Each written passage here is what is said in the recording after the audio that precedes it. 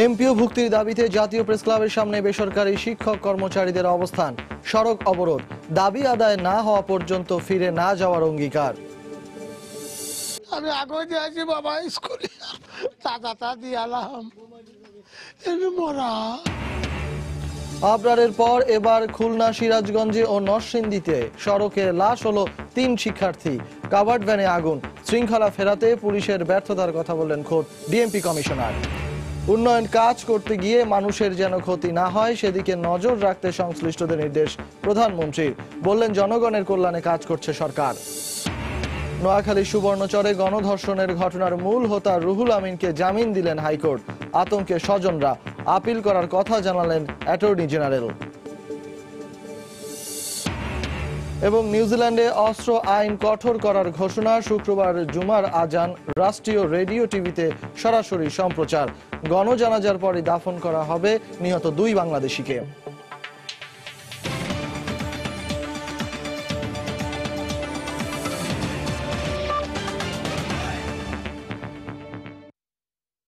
দেখছিলেন শিরোনাম, প্রবাসের সময় সঙ্গে আছি আমি সজল মিত্র রিচার্ড। দিনভর অবস্থানের পরও প্রেস ক্লাব এলাকা ছেড়ে যাননি এমপিওর দাবিতে আন্দোলনরত শিক্ষক কর্মচারীরা। দূর দূরান্ত থেকে আসা শিক্ষকরা খোলা আকাশের নিচে অনেকটা কষ্টে রয়েছেন। এবারের আন্দোলনের 2 দিন পার হলেও সরকারের দায়িত্বশীল কোনো পক্ষ এখনো দাবি মেনে নেওয়ার আশ্বাস দেয়নি বলে অভিযোগ আন্দোলনকারীদের। দাবি না মানা পর্যন্ত আন্দোলন চালিয়ে যাওয়ারও হুঁশিয়ারি দিয়েছেন তারা।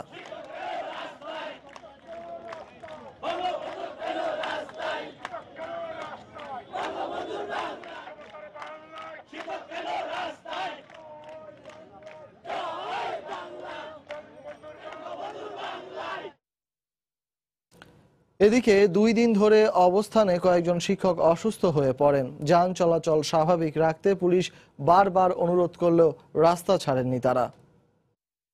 মাঝে মাঝে ঢাকা এসে রিক্সা চালাইতে হয়, রিক্সা চালাই আবার মনে করেন যে বাড়ি যাই, একবার ইট ভাটায় কাজ করছি, টিউশন করে যেটা পাই ওইটা দিয়ে আর বাপ মা কিছু সহযোগিতা করে।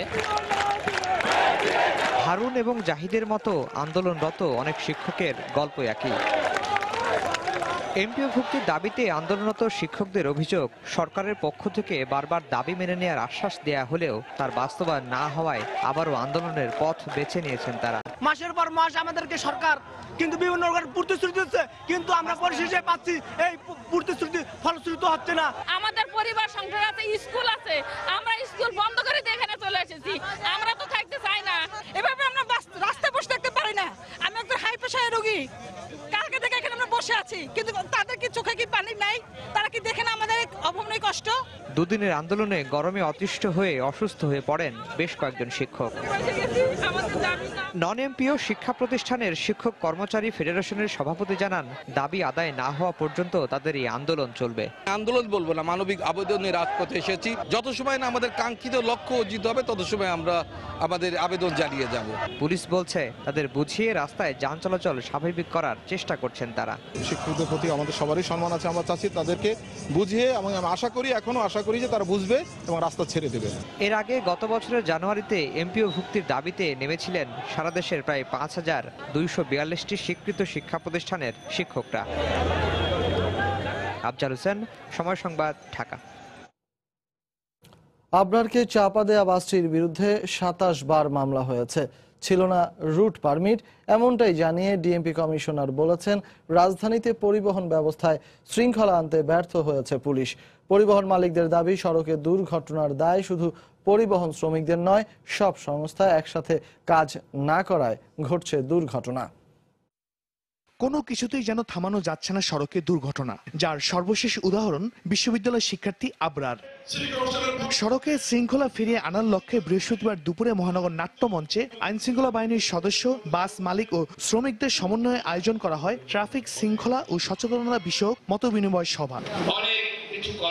সভায় প্রধান অতিথির বক্তব্যে রাজধানীতে পরিবহন ব্যবস্থায় শৃঙ্খলা না আনতে পারার ব্যর্থতার দায় স্বীকার করে ডিএমপি কমিশনার বলেন, অনেক চেষ্টা করেও সড়কে শৃঙ্খলা আনা যায়নি। পরিবহন ব্যবস্থার শৃঙ্খলা আনতে আমরা ব্যর্থ হয়েছি।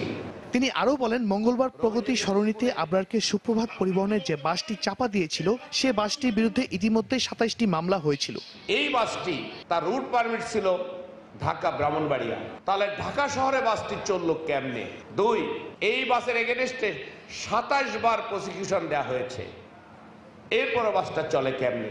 3, অ্যাক্সিডেন্টটা ঘটেছে জেব্রা ক্রসিং এর উপরে। জেব্রা ক্রসিং হচ্ছে পথচারীদের জন্য সেফ জোন।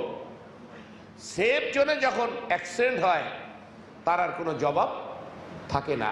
বাংলাদেশ সড়ক পরিবহন সমিতির মহাসচিব খন্দকার এনায়েতুল্লাহ বলেন, রাজধানীতে চুক্তিভিত্তিক গাড়ি চলাচলের কারণে ঘটছে বেশিরভাগ দুর্ঘটনা। লক্ষ্য করেছি দুর্ঘটনার পিছনে যেসব কারণ রয়েছে তার অন্যতম কারণ হলো চুক্তিভিত্তিক গাড়ি পরিচালনা করা। কিন্তু আমি বলেছিলাম আপনারা চুক্তিভিত্তিক বন্ধ করেন, আমরা কাউন্টার সিস্টেম চালু করব। সংশ্লিষ্ট কর্তৃপক্ষ আমাদেরকে কাউন্টার দেয় নাই। তবে সড়কে দুর্ঘটনার দায় শুধু পরিবহন শ্রমিকদের নয় দাবি করে বাংলাদেশ সড়ক পরিবহন শ্রমিক ফেডারেশনের সাধারণ সম্পাদক ওসমান আলী বলেন, সমস্ত সংস্থা একসাথে কাজ না করায় ঘটছে দুর্ঘটনা। আমাদের এগুলি নিয়ন্ত্রণ করা সম্ভব যদি একটা নিয়মের মধ্যে চলে। ভবিষ্যতে সবগুলো সংস্থা একসাথে কাজ করে সড়কের শৃঙ্খলা ফিরিয়ে আনার ব্যাপারে আশাবাদ ব্যক্ত করে বক্তারা। শাহরিয়ার জামান দ্বীপ, সময় সংবাদ, ঢাকা। চাহিদা অনুযায়ী সড়ক না থাকলেও রাজধানীতে রুটের ছড়াছড়ি। এ সুযোগে আশেপাশের জেলার গাড়িও ঢাকাকে ট্রানজিট পয়েন্ট হিসাবে ব্যবহার করছে। বিশেষজ্ঞরা বলছেন, রুট পুনর্বিন্যাস ও কোম্পানি ভিত্তিক বাস চালু হলেই সমাধান আসতে পারে।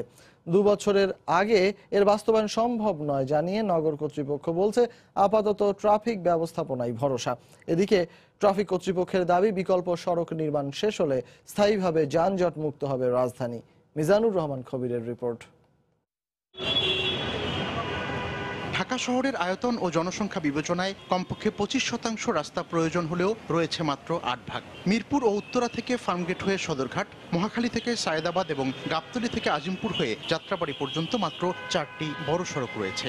এসব পথে বাস রুটের সংখ্যা প্রায় 250। বাইরের গাড়িগুলো যদি আউটসাইডে থাকে তাহলে একটু জায়গা কম হয়, যানজটটা একটু কম হয়। রাস্তার জামের কারণে আমরা ট্রিপ দিতে পারি না। স্বার্থটা মালিক সমিতিরই বেশি, কারণ তারা যেভাবে নিয়ন্ত্রণ করে সেভাবেই পরিবহনগুলো চলে। পাবলিকের দুর্ভোগের কথা এরা কোনোদিন চিন্তা করে না। গবেষকরা জানান, নগরীর ভেতরের 5000 গণপরিবহনের সঙ্গে প্রতিদিন বাইরে থেকে যোগ দেয় 2000-এর বেশি গাড়ি। এত সংখ্যক গণপরিবহনের সঙ্গে অন্যান্য যানবাহন যুক্ত হয়ে তৈরি হয় জট। তাই সময় মতো পরিবহন না পাওয়া ও গন্তব্যে না পৌঁছাতে পারার ভোগান্তি রয়ে যায়। 300-এর মতো কোম্পানি গাড়ি চালাচ্ছে। গাজীপুর শহর থেকে একটা স্টার্ট করছে, ঢাকাতে আসতেছে যেই রুটে চালাচ্ছে, চৌরাস্তার থেকে স্টার্ট করছে যেখানে আসতেছে, ওই আপনার এরশাদনগর থেকে যেটা শুরু করছে একই রুটে আসতেছে। এত রুটেরও দরকার নাই, এতগুলো কোম্পানিরও দরকার নেই, সবগুলোকে একটা রুটে নিয়ে আসছে। ইন্ট্রা কম্পিটিশনটা বন্ধ হয়ে যাবে, অ্যাক্সিডেন্ট অবশ্যই কমে যাবে।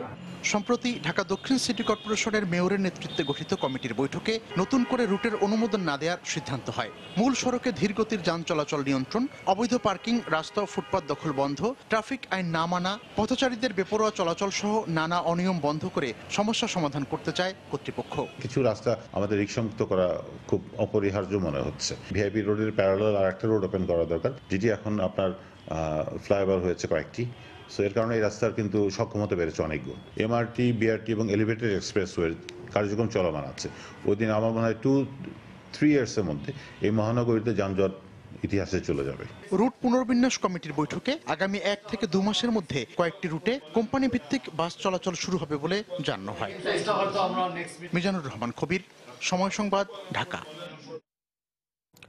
এদিকে সড়ক দুর্ঘটনায় আরও ঝরল 3 শিক্ষার্থী সহ 5 জনের প্রাণ। খুলনায় রাস্তা পার হতে গিয়ে ট্রলির চাপায় প্রথম শ্রেণীর এক শিক্ষার্থী মারা গেছে। নরসিংদীতে কাভার্ড ভ্যান চাপায় 8ম শ্রেণীর ছাত্রের মৃত্যু হয়েছে। সিরাজগঞ্জে কাভার্ড ভ্যানের চাপায় নিহত হয়েছেন কলেজ শিক্ষার্থী, আহত হয়েছেন আরো 2 শিক্ষার্থী। এছাড়া মানিকগঞ্জ ও নারায়ণগঞ্জে সড়ক দুর্ঘটনায় আরো 4 জন নিহত হয়েছে। প্রিয়জন হারিয়ে কান্নায় ভেঙে পড়েছেন স্বজনরা। শোক নেমে এসেছে এলাকায়। আবারও মহাসড়কে প্রাণ গেল 3 শিক্ষার্থীর। সন্তান হারিয়ে প্রতিদিনই হাহাকার বাড়ছে স্বজনদের। পুলিশ জানায়, বৃহস্পতিবার সকালে খুলনার রূপসা উপজেলার আনন্দনগর এলাকায় রাস্তা পার হয়ে খাবার কিনতে দোকানে যাচ্ছিল স্কুল ছাত্রী আখিমণি। হঠাৎ ইট বোঝাই দ্রুতগতির একটি ট্রলি শিশুটিকে চাপা দিয়ে চলে যায়। এতে ঘটনাস্থলেই মারা যায় আখি। খবর পেয়ে পুলিশ মাঝ রাস্তায় গতিরোধ করে ট্রলিটি জব্দ করে। আটক করা হয় চালককে। সন্তান হারিয়ে কান্নায় ভেঙে পড়েন স্বজনরা। নিহত আখি সুফিয়া আজিজ কিন্ডারগার্টেনের 1ম শ্রেণীর শিক্ষার্থী ছিল। খামখেয়ালি চালায় আমাদের এই শিশু বাচ্চা মারা গেছে, আমরা এই বিচার চাই, এই টলি বন্ধ হোক। আমরা আইনগত ব্যবস্থা নিচ্ছি, লাশের চূড়াতল করা হয়েছে, এই বিষয়ে বিধিগত বা আইনগত যে ব্যবস্থা আছে আমরা নিচ্ছি। এদিকে সিরাজগঞ্জে কলেজে যাওয়ার উদ্দেশ্যে বাড়ি থেকে বের হয় দ্বাদশ শ্রেণীর শিক্ষার্থী হৃদয় হোসেন ও তার 3 সহপাঠী। ভদ্রঘাট বাজার এলাকায় রাস্তা পারাপারের সময় সিরাজগঞ্জগামী একটি দ্রুতগতির কাভার্ড ভ্যান তাদের চাপা দেয়। এতে ঘটনাস্থলেই ধুকুরিয়া বিএম কলেজের শিক্ষার্থী হৃদয় নিহত হন। আহত অপর 2 ছাত্রকে উদ্ধার করে সিরাজগঞ্জ সদর হাসপাতালে ভর্তি করা হয়। এদিকে হৃদয়ের মৃত্যুর খবরে কাভার্ড ভ্যানটিতে আগুন ধরিয়ে দেয় গ্রামবাসী। কাভার্ড ভ্যান কেমিক্যাল নিয়ে যাওয়ার সময় ছেলেটাকে বাড়ি দিয়ে রাস্তা ফেলে দেবে। এদিকে বৃহস্পতিবার সকালে নরসিংদীর বেলাবতে বাইসাইকেলে করে খেলাধুলা করতে যাওয়ার সময় একটি কাভার্ড ভ্যান চাপা দেয় রাব্বি নামের 8ম শ্রেণীর এক শিক্ষার্থীকে। এতে ঘটনাস্থলেই সে নিহত হয়। এ ঘটনায় কাভার্ড ভ্যান সহ চালককে আটক করেছে হাইওয়ে পুলিশ। এছাড়া মানিকগঞ্জে বাস চাপায় বাবা ছেলে এবং নারায়ণগঞ্জে মোটরসাইকেল দুর্ঘটনায় মা মেয়ে নিহত হয়েছেন। মনিরুজ্জামান প্রান্ত, সময় সংবাদ। উন্নয়ন কাজ করতে গিয়ে যেন মানুষের ক্ষতি না হয় সেদিকে নজর রাখতে সংশ্লিষ্টদের নির্দেশ দিয়েছেন প্রধানমন্ত্রী শেখ হাসিনা। বৃহস্পতিবার দুপুরে প্রধানমন্ত্রীর কার্যালয়ে মহেশখালী মাতারবাড়ি সমন্বিত উন্নয়ন কার্যক্রম প্রকল্প উপস্থাপন অনুষ্ঠানে তিনি একথা বলেন। এ সময় প্রধানমন্ত্রী বলেন, রোহিঙ্গাদের কারণে কক্সবাজার অঞ্চলের মানুষের জমি ও বন ধ্বংস হচ্ছে। তাদের মিয়ানমারে ফেরত পাঠানোর উদ্যোগ নেওয়ার জন্য আন্তর্জাতিক সম্প্রদায়ের প্রতি আহ্বান জানান তিনি। মহেশখালীর যে বিশাল চর অঞ্চল জেগে উঠেছে, সেখানে কয়লা ভিত্তিক বিদ্যুৎ কেন্দ্র, সেখানে এলএনজি টার্মিনাল থেকে শুরু করে একটা বিদ্যুতে উৎপাদনের একটা হাব তৈরি করা, এই ধরনের অনেকগুলি কর্মসূচি আমরা হাতে নিয়েছি, যার মধ্য দিয়ে সেই সাথে কক্সবাজারে আমরা সেখানে মেরিন ড্রাইভ করেছি, আর ওখানেও আমরা বিশেষ অর্থনৈতিক অঞ্চল গড়ে তুলে সেই সব জায়গায় যেন মানুষের আর্থসামাজিক উন্নতির কিছু কাজ হয়, সে কাজগুলি আমরা করতে যাচ্ছি। আমরা ডেভেলপমেন্ট করব, সেটা খুব ভালো কথা, অনেক বিরাট বিরাট কোম্পানি, অনেক টাকা পয়সা আসবে, কিন্তু ওখানকার এই মানুষগুলি যে দিনরাত অক্লান্ত পরিশ্রম করে তারা যে জীবন জীবিকা করতো, তাদের এই জীবন জীবিকাটা অনেকেরই বন্ধ হয়ে গেছে, অনেকেই মানবেতর জীবনযাপন করছে। কারণ আমি অনবরত তাদের কাছ থেকে মোবাইল ফোনের মাধ্যমে SMS পাই, তাদের কথা আমি জানি। কাজে আমি চাই যে এরা যেন কষ্টটা না পায়। রোহিঙ্গা সমস্যা সমাধানে চীনের সহযোগিতা চেয়ে প্রধানমন্ত্রী শেখ হাসিনা বলেছেন, রোহিঙ্গাদের প্রত্যাবাসনে চীন গুরুত্বপূর্ণ ভূমিকা রাখতে পারে। বৃহস্পতিবার বিকেলে গণভবনে প্রধানমন্ত্রী শেখ হাসিনার সঙ্গে চীনের কমিউনিস্ট পার্টির আন্তর্জাতিক বিভাগের মন্ত্রী সং তাও এর সৌজন্য সাক্ষাৎ অনুষ্ঠিত হয়। বৈঠকে সং তাও প্রধানমন্ত্রীকে জানান, মিয়ানমার থেকে বিতাড়িত রোহিঙ্গাদের কিভাবে নিজ দেশে ফেরত পাঠানো যায় তা নিয়ে ইতোমধ্যে চীন কাজ করছে। এ সময় শেখ হাসিনার নেতৃত্বে বাংলাদেশের আর্থ সামাজিক উন্নয়নের ভূয়সী প্রশংসা করেন সফররত চীনা কমিউনিস্ট পার্টির নেতা।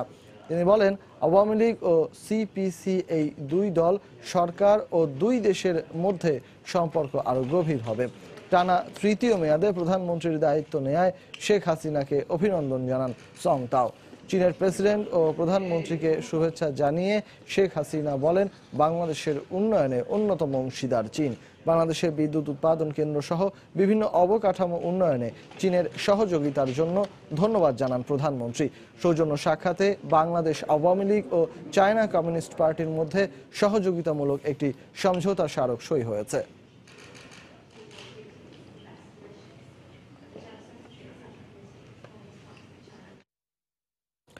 বৃহস্পতিবার সারাদিন কয়েক দফা চেষ্টা করেও আবহাওয়া আর যান্ত্রিক ত্রুটির কারণে বসানো যায়নি পদ্মা সেতুর নবম স্প্যান। নদীর জাজিরা প্রান্তে 2টি পিলারের উপর স্প্যান বসানোর কথা ছিল। সবকিছু ঠিক থাকলে শুক্রবার বসানো হবে স্প্যান, ফলে দৃশ্যমান হবে 1350 মিটারের পদ্মা সেতু। ওমর ফারুকের ছবিতে প্রকল্প এলাকা ঘুরে এসে রিপোর্ট করছেন হেসান জুয়েল। বৃহস্পতিবার সকাল থেকেই অপেক্ষা। কথা ছিল সকাল 7টার পর শুরু হবে স্প্যান বসানোর কার্যক্রম, কিন্তু হলো না। আগের দিন বুধবার সকালে মাওয়াইয়ার থেকে 3600 মেট্রিক টন ওজন বহনে সক্ষম 150 মিটার স্প্যানটি নিয়ে রওনা দেওয়া ট্রেন দুপুর নাগাদ পৌঁছে যায় জাজিরা প্রান্তের নির্ধারিত পিলারের কাছে। সবকিছু পরীক্ষা নিরীক্ষার পর কথা ছিল বৃহস্পতিবার সকালেই 34 ও 35 নম্বর পিলারের উপর বসবে নবম স্প্যান। কিন্তু বুধবার রাতে ঝড় বৃষ্টির কবলে পড়ে ছিঁড়ে যায় বিশ্বের অন্যতম ভারী ক্রেনটির নোঙর করার কেবল। ছেঁড়া কেবল পাড়ের কাদামাটির ভেতর ঢুকে যাওয়ায় সেটি বের করে নতুন কেবল লাগাতে তাই প্রয়োজন হয় বাড়তি লোকবলের। দুপুর 12টার পর নতুন কেবল বসানো হলে এবার বিপত্তি বাড়ায় নাব্য সংকট। স্পেনবাহী ক্রেনটি নির্ধারিত পিলারের কাছে নেয়ার জন্য নদীর তলদেশে যতটুকু গভীরতা প্রয়োজন সেটি নেই, তাই নতুন করে ড্রেজিং না করে সেটি পিলারের কাছে নেওয়া সম্ভব নয়।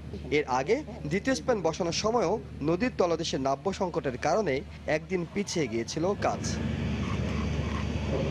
সবকিছু ঠিক থাকলে দুটি পিলারের উপর একটি স্প্যান বসাতে সময় লাগে প্রায় 2 ঘন্টা। স্প্যানটি পিলারের উপর বসবে, সেখানে আসলে ব্যারিং এর উপর সেটি বসানো হবে, আর বসানোর পরপরই সেটি ঝালাই করার বিষয় রয়েছে। সেই ঝালাই করতে একটু লম্বা সময় দরকার হয়, তবে মূলত বসানোর বিষয়টি একটু কঠিন এবং সেটি বসানো হয়ে গেলেই অন্য কাজগুলো আনুষ্ঠানিকতা মাত্র।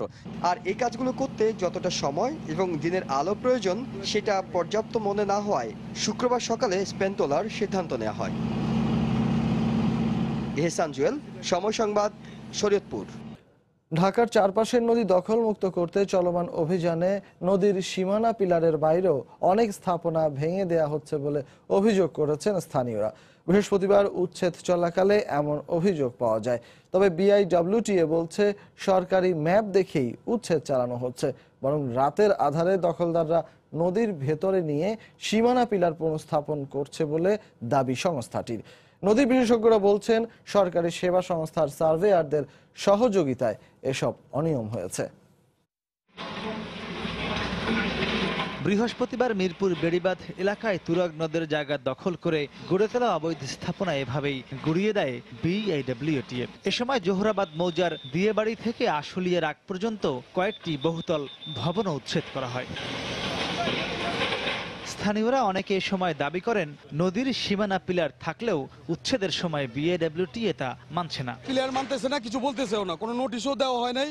আসার পর আপনার কোনো বলা নাই, কোনো ই নাই, ভেঙে ফেলতেছে। উপরে আল্লাহ নিচে মাটি, 100% ঠিক আছে আমার পিলার, এবং আমার পিলার থেকে আমি এখন মাইপে দেখতে পারেন 12 ফিট জায়গা সাইড আমি স্থাপনা করছি। তবে বিএডব্লিউটিএ বলছে নদীর আসল সীমানা মেনেই তারা উচ্ছেদ চালাচ্ছেন, বরং দখলদাররা রাতের আধারে নিজেদের মতো করে সীমানা পিলার সরিয়ে নদী ভরাট করেছে বলে দাবি সংস্থাটির। এই সীমানা পিলারগুলো প্রকৃতপক্ষে এখানে ছিল না, তারা এখানে তুলে নিয়ে এসে পুনঃস্থাপন করেছে রাতের আধারে। এখানে এই এলাকায় একটা কথা প্রচলিত আছে যে রাতে নাকি সীমানা পিলার হাঁটে। আপনি প্রয়োজনে জিপিআরএস নেন, আপনার প্রয়োজনে গুগলের ফটোগ্রাফি নেন, দেখবেন যে এখানে এগুলো সবই নদী ছিল। উচ্ছেদ পরিদর্শনে এসে নদী বিশ্লেষকরা বলছেন সরকারি বিভিন্ন সেবা সংস্থার সার্ভেয়ারদের দুর্নীতির কারণেই এসব অনিয়ম হয়েছে। সার্ভেয়াররা দুর্নীতি করতেছে, পানি উন্নয়ন বোর্ড, ভূমি মন্ত্রণালয়, ডিসি অফিস, বিআইডব্লিউটিএরও আছে কিছু, এদের সাথে যোগ সাজস করে এই সীমানা পিলার যেখানে থাকার সেখানে না দিয়ে তারা পিছনে দেয়, টাকার বিনিময়ে তারা এই জিনিসগুলো করে। অভিযানের 21তম দিনে শতাধিক স্থাপনা উচ্ছেদ করেছে বিএডব্লিউটিএ। মাহমুদ রাকিব, সময় সংবাদ, ঢাকা। মাদকের বিরুদ্ধে সরকার জিরো টলারেন্স নীতি ঘোষণা করেছে জানিয়ে শিক্ষার্থীদের মাদকের ছোবল থেকে দূরে থাকার আহ্বান জানিয়েছেন স্বরাষ্ট্রমন্ত্রী আসাদুজ্জামান খান কামাল। বৃহস্পতিবার সন্ধ্যায় রাজধানীর আইডিবি ভবনে ইনস্টিটিউশন অব ডিপ্লোমা ইঞ্জিনিয়ার্স বাংলাদেশের প্রতিনিধি সম্মেলনের উদ্বোধন করে তিনি একথা বলেন। এ সময় মাদকের বিরুদ্ধে সমাজের সব মানুষকে এগিয়ে আসার আহ্বান জানান তিনি। মাদকের বিরুদ্ধে জিরো টলারেন্সের কথা মাননীয় প্রধানমন্ত্রী ঘোষণা করেছেন। আমি অনুরোধ করব আমাদের ছাত্রছাত্রীরা যেন এই নেশার থেকে নিজেকে সরিয়ে রাখে। এক সর্বনাশী নেশা। আমাদের নতুন প্রজন্ম এই জায়গার থেকে নিজেকে বাঁচিয়ে রাখবো, তাহলেই আমরা আমাদের স্বপ্ন সার্থক হবে। তাহলেই আমরা মরার আগেও বুঝতে পারবো যে আমাদের ছেলেমেয়েরা যাচ্ছে সেই দেশে যেটা আমরা, যার জন্য আমরা সংগ্রাম করছি। নিজেদের সুন্দর ভবিষ্যৎ বিনির্মাণে তরুণ প্রজন্মকে তথ্য প্রযুক্তির খারাপ দিক থেকে দূরে থাকার আহ্বান জানিয়েছেন আওয়ামী লীগ নেতা অ্যাডভোকেট কামরুল ইসলাম এমপি। বৃহস্পতিবার সকালে সাভারের তেঁতুলঝোড়া কলেজের উচ্চ মাধ্যমিক পরীক্ষার্থীদের বিদায়ী সংবর্ধনা অনুষ্ঠানে এ আহ্বান জানান তিনি। তথ্য প্রযুক্তির ভালো সুযোগ সুবিধাগুলো তোমরা গ্রহণ করবে, খারাপগুলো বর্জন করবে। ফেসবুক ব্যবহার করা ভালো, কিন্তু সারাক্ষণ ফেসবুকে ডুবে থাকাটা লেখাপড়ার বিঘ্ন ঘটায়। অভিভাবকদের প্রতি আমার অনুরোধ থাকবে, আপনার সন্তানদের হাতে স্মার্টফোন তুলে দেন, মোবাইল তুলে দেন, ভালো কথা, কিন্তু সন্তানরা সেই মোবাইলটা, সেই ল্যাপটপটা, সেই ইন্টারনেট কীরকমভাবে ব্যবহার করছে আপনারা লক্ষ্য রাখবেন। ইন্টারনেটের ভালো দিকগুলো ব্যবহার করো, খারাপ দিকগুলো বর্জন করো। তথ্য প্রযুক্তির সঠিক দিকগুলো যদি তোমরা ব্যবহার করতে পারো, আমি বিশ্বাস করি তোমরা একদিন জীবনে প্রতিষ্ঠিত হতে পারবে। নোয়াখালীর সুবর্ণচরে গণধর্ষণের ঘটনার মূল হোতা রুহুল আমিনকে 1 বছরের জামিন দিলেন হাইকোর্ট। এদিকে এ আদেশের বিরুদ্ধে আপিল করার কথা জানিয়েছেন অ্যাটর্নি জেনারেল মাহবুবে আলম। তার আইনজীবীর করা জামিন আবেদনের শুনানি শেষে বৃহস্পতিবার বিচারপতি মামনুন রহমান ও বিচারপতি এস.এম. কুদ্দুস-জামানের সমন্বয়ে গঠিত হাইকোর্টের দ্বৈত বেঞ্চ অন্তর্বর্তীকালীন এ জামিন দেন। আসামি রুহুল বর্তমানে নোয়াখালী কারাগারে রয়েছেন। গত 30 ডিসেম্বর একাদশ জাতীয় সংসদ নির্বাচনের দিন রুহুল আমিনের নির্দেশে 10-12 জন ভুক্তভোগীর বাড়িতে গিয়ে স্বামী সন্তানদের বেঁধে ওই নারীকে গণধর্ষণ ও মারধর করে। এই ঘটনায় নির্যাতিতার স্বামী বাদী হয়ে উপজেলার 5 নম্বর চর জুবলি ইউনিয়নের 4 নম্বর ওয়ার্ডের সাবেক ইউপি সদস্য মোহাম্মদ রুহুল আমিনকে প্রধান করে 9 জনের নামে মামলা করেন। মামলার পর গত 2 জানুয়ারি গভীর রাতে রুহুল আমিনকে গ্রেফতার করা হয়। এই ঘটনায় 8 জনকে গ্রেফতার করে পুলিশ।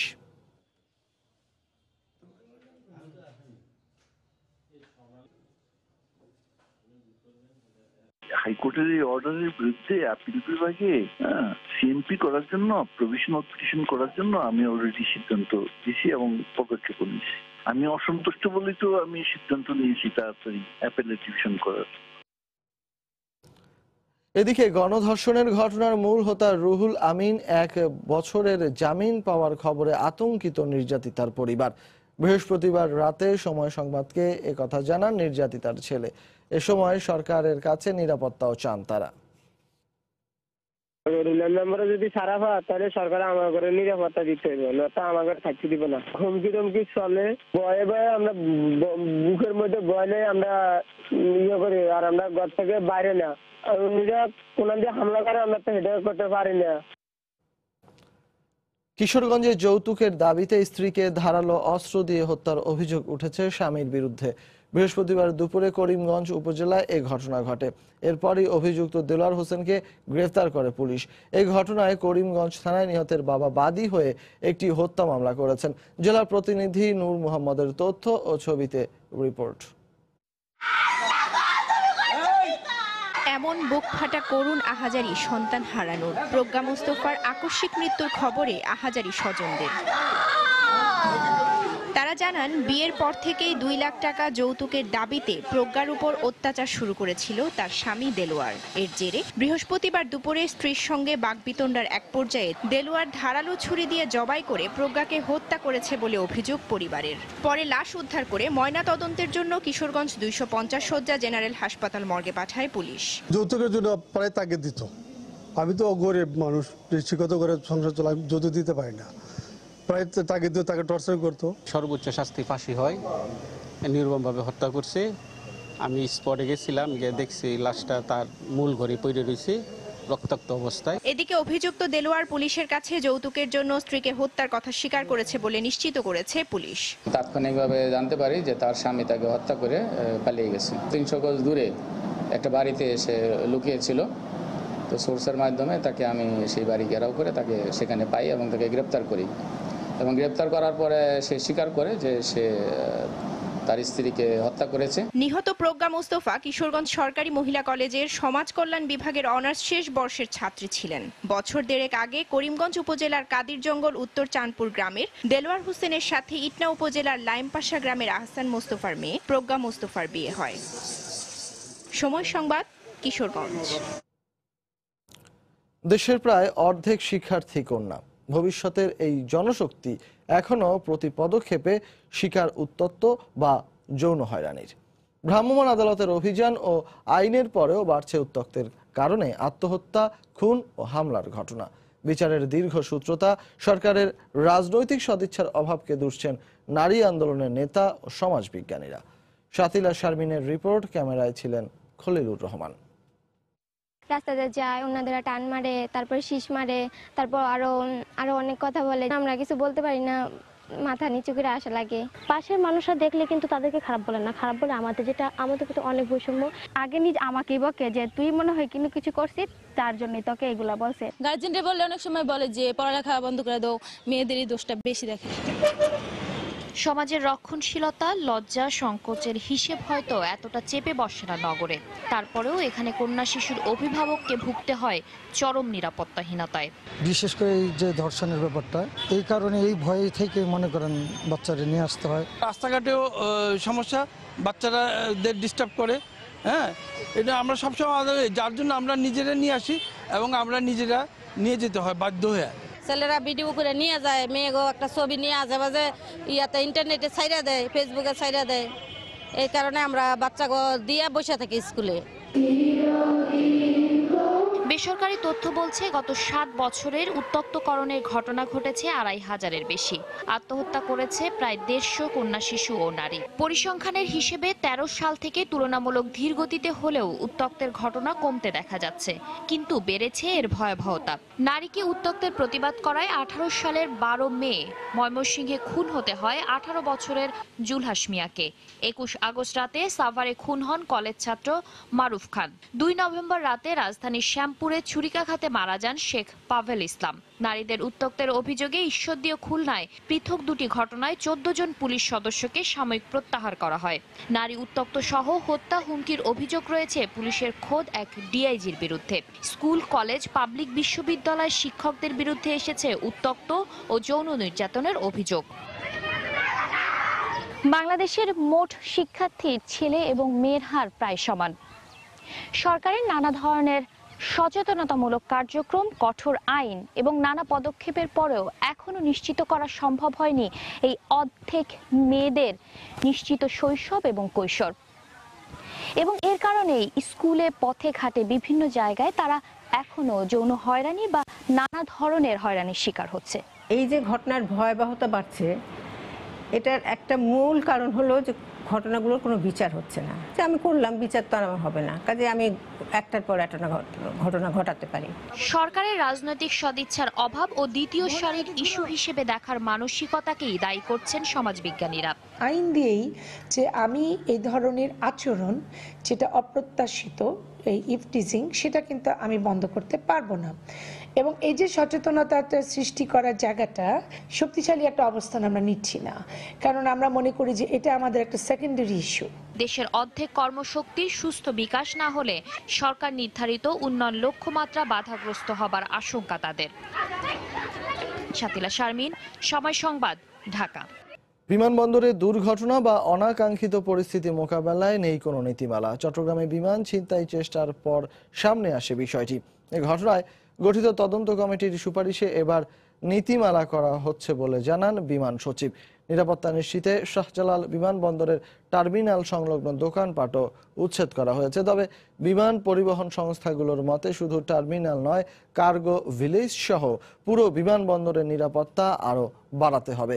বিস্তারিত জানাচ্ছেন হাজেরা শিউলি।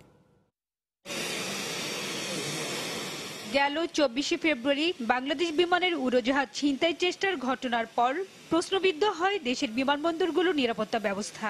আইন শৃঙ্খলা বাহিনী পরিস্থিতি নিয়ন্ত্রণে আনলেও এক্ষেত্রে দায়িত্বপ্রাপ্ত বিভিন্ন সংস্থার মধ্যে সমন্বয়হীনতা দৃশ্যমান হয়।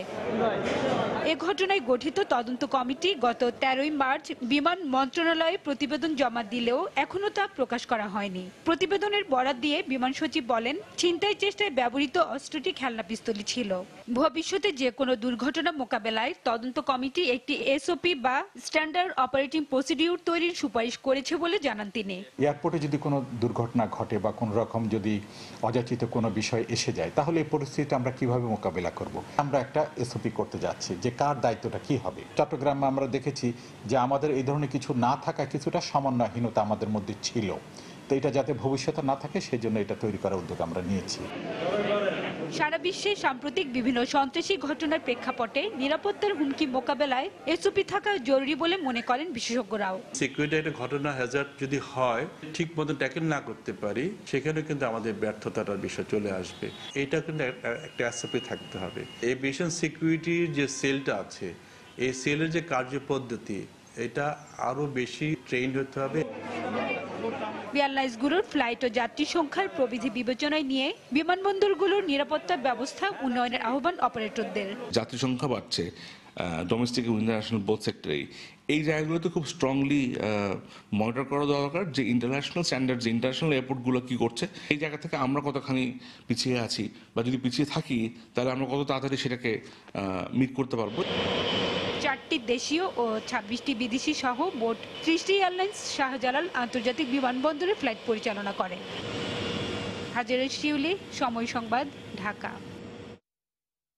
রাঙামাটির বাঘাইছড়িতে সন্ত্রাসী হামলা পূর্ব পরিকল্পিত বলে জানিয়েছে স্থানীয় সরকার মন্ত্রণালয় গঠিত তদন্ত কমিটি। বৃহস্পতিবার দুপুরে হামলাস্থল পরিদর্শন ও হাসপাতালে ভর্তি আহতদের খোঁজ খবর শেষে কমিটির প্রধান দীপক চক্রবর্তী কথা জানান। আগামী 10 কার্যদিবসের মধ্যে তদন্ত প্রতিবেদন দেয়া হবে বলেও জানান তিনি। এদিকে নিহতদের পরিবারকে সরকারি সহায়তার দাবি জানিয়েছেন স্বজনরা। জিতেন বড়ুয়ার পাঠানো তথ্য ও ছবি নিয়ে রিপোর্ট। রাঙামাটির বাঘাইছড়িতে সন্ত্রাসীদের গুলিতে নির্বাচনী কর্মকর্তা সহ 7 জন নিহতের ঘটনা খতিয়ে দেখতে বৃহস্পতিবার ঘটনাস্থল দুর্গম পাহাড়ি এলাকা 9 মাইলে যান 7 সদস্যের তদন্ত কমিটি। হামলার দিন গাড়িতে থাকা বিজিবি ও আনসার সদস্যদের কাছ থেকে বিভিন্ন তথ্য সংগ্রহ করেন তারা। পরে তদন্ত দল বাঘাইছড়ি উপজেলা স্বাস্থ্য কমপ্লেক্সে ভর্তি আহতদের দেখতে যান। এ সময় নিহতদের পরিবারের সদস্যরা তাদের কর্মসংস্থানের ব্যবস্থা করতে সরকারের হস্তক্ষেপ কামনা করেন। পরে কমিটির সদস্যরা উপজেলা পরিষদে স্থানীয় প্রশাসনের সঙ্গে বৈঠক করেন। কমিটির প্রধান স্থানীয় সরকার মন্ত্রণালয়ের অতিরিক্ত সচিব জানান, হামলার আগে সাজেক ভোট কেন্দ্রে হুমকি কিংবা যাত্রাপথে কোনো ধরনের বিচ্ছিন্ন ঘটনা ঘটেছিল কিনা তা খতিয়ে দেখা হচ্ছে। এটা একটা প্ল্যান্ড অ্যাম্বুশ বলে আমাদের কাছে মনে হয়েছে। আমরা শুধু প্লেস অফ অকারেন্সি কি হয়েছিল সেটা জানতে পেরেছি, কিন্তু যেখান থেকে তারা রওনা করেছিল কংলা, তারপরে মাচালং, বাগাইহাট, ওখানে কোনো কমিশন ছিল কিনা, ওখানে কেউ তাদেরকে হুমকি দিয়েছিল কিনা, এই বিষয়গুলো আমরা এখনো জানতে পারি। একটা ভালো রিপোর্ট দেওয়ার স্বার্থে যদি প্রয়োজন হয় আমরা হয়তো বিভাগীয় কমিশনারদের কাছে টাইম এক্সটেনশনও চাইতে পারি। এদিকে হত্যাকাণ্ডের সঙ্গে জড়িতদের গ্রেফতারে অভিযান চলছে বলে জানিয়েছে পুলিশ। মামলার পর হইতেই আমরা এই আসামি গ্রেফতারের জন্য এবং আলামত সংগ্রহের জন্য চেষ্টায় আছি এবং এই ব্যাপার নিয়ে আমার যৌথ বাহিনী অভিযান কম্বিং অপারেশন অব্যাহত আছে। গত সোমবার রাঙামাটির বাঘাইছড়িতে উপজেলা নির্বাচনের ভোট গ্রহণ শেষে ফেরার পথে 9 মাইল এলাকায় সন্ত্রাসীদের গুলিতে নির্বাচনী কর্মকর্তা সহ 7 জন নিহত হন। এ ঘটনায় অজ্ঞাত 50 জনের বিরুদ্ধে বাঘাইছড়ি থানায় একটি মামলা করা হয়। সময় সংবাদ, খাগড়াছড়ি। এ পর্যায়ে শীর্ষ সংবাদ জানিয়ে দিচ্ছি আরেকবার।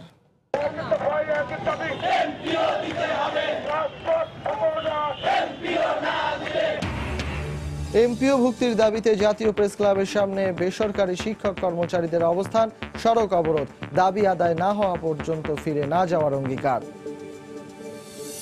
আমি আগে দিয়েছি বাবা স্কুলে, তা দিয়ালাম মরা। আবরারের পর এবার খুলনা, সিরাজগঞ্জ ও নরসিংদীতে সড়কে লাশ হলো 3 শিক্ষার্থী। কাভার্ড ভ্যানে আগুন, শৃঙ্খলা ফেরাতে পুলিশের ব্যর্থতার কথা বললেন খোদ ডিএমপি কমিশনার। উন্নয়ন কাজ করতে গিয়ে মানুষের যেন ক্ষতি না হয় সেদিকে নজর রাখতে সংশ্লিষ্টদের নির্দেশ প্রধানমন্ত্রীর, বললেন জনগণের কল্যাণে কাজ করছে সরকার। নোয়াখালীর সুবর্ণচরে গণধর্ষণের ঘটনার মূল হোতা রুহুল আমিনকে জামিন দিলেন হাইকোর্ট। আতঙ্কে স্বজনরা, আপিল করার কথা জানালেন অ্যাটর্নি জেনারেল। এবং নিউজিল্যান্ডে অস্ত্র আইন কঠোর করার ঘোষণা, শুক্রবার জুমার আজান রাষ্ট্রীয় রেডিও টিভিতে সরাসরি সম্প্রচার। গণজানাজার পরই দাফন করা হবে নিহত 2 বাংলাদেশিকে। এই ছিল প্রবাসের সময়ে। যে কোনো খবর পেতে ভিজিট করুন সময়নিউজ.টিভি। আপনার মোবাইলে সময় সংবাদ দেখতে ও সকল খবর পেতে ডাউনলোড করুন সময় অ্যাপ। এছাড়া এইমাত্র পাওয়া খবর আপনার মোবাইলে পেতে SMS করুন *BN লিখে পাঠিয়ে দিন 16242 নম্বরে। আর সঙ্গে থাকুন সময়।